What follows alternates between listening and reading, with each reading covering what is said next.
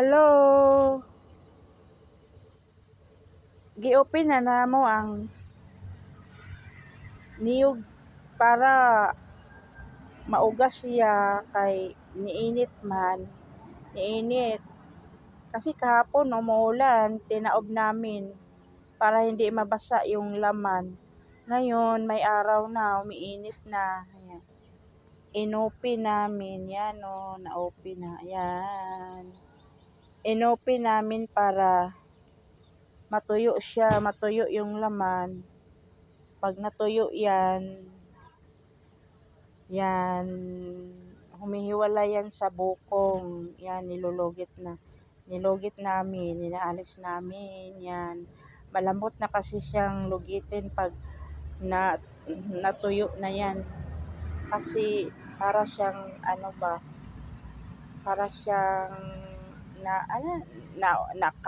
naukab sa bukong pag nainitan siya ng araw pag natuyo. Kaya yan, ino-open namin. Ino-open namin yan. Yan o. Ano to, paghapon tinataob namin to pag medyo umuulan-ulan. Tinataob namin para hindi mabasa yung laman niya. Yan. Tapos pag may araw na, yan, tinatahaya na namin para matuyo. Patuyo yung laman niya kasi basa naulanan nung may ulan. Naabutan sa ulan. Kaya yan, basa yung laman nila. Ngayon, umaraw na. Sana hindi muna umulan ka para matuyo yung namin, niyog. Yan. Yan. Meron pa yun o, meron pa. Ayan na, mayroon pa tumaob. Yan. Ilapit mo yan. Ilapit mo yan. Ayan, para hindi kami, sana matuyo ka ngayon. Yan. Ayan. Oh, dito na naman tayo sa kabila. Ayan. Dito naman tayo sa kabila. Ayan.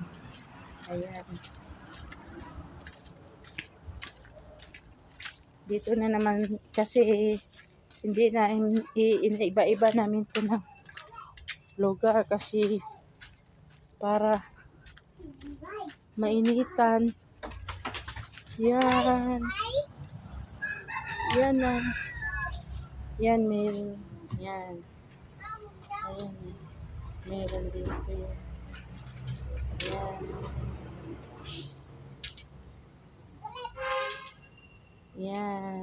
Yan.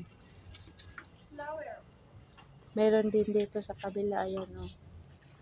Hindi pa nataog. Ay, hindi pa nakatihaya. Yan.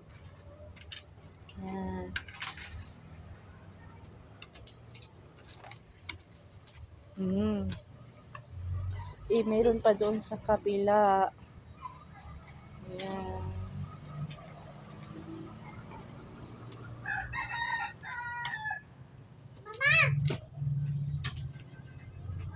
Tinatawag ako ni Bulilit eh. Ayan. What's that? Yan. Lipat na siya din sa kabila. Ayan. Uy, huwag dyan. Hindi mainit. Doon o, sa init. Lagay. Doon o, sa init. Dito o, walang init. Yan. Zan, sa init. Yan.